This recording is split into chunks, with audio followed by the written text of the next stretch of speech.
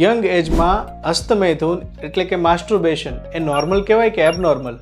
ઘણા બધા મિથ્સ છે માસ્ટરબેશનને લઈને કે તમે અતિ કરો તો બહુ નુકસાન થાય, તમને માનસિક રોગ છે, તમારા જીવનમાં કમજોરી આવી જશે, આંખો નબળી પડી જશે, વાળ ખરવા લાગશે.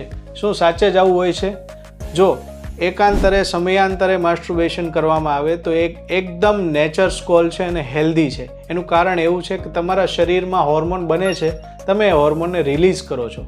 પણ અતિને કોઈ ગતિ નહીં, જેમ ગુજરાતીમાં કહેવત છે એમ તમે માસ્ટરબેશન વારંવાર કરો છો તો તમને મગજમાં સતત એના વિશે જ વિચાર આવશે અને તમારું શરીર ઇરેક્ટાઇલ ડિસ્ફંક્શનનો શિકાર બનશે. એટલે કે તમારા સ્નાયુઓમાં ક્યાંક ને ક્યાંક કમજોરી આવશે અને તમારા શરીરના નસો પણ સંકોચાવા લાગશે.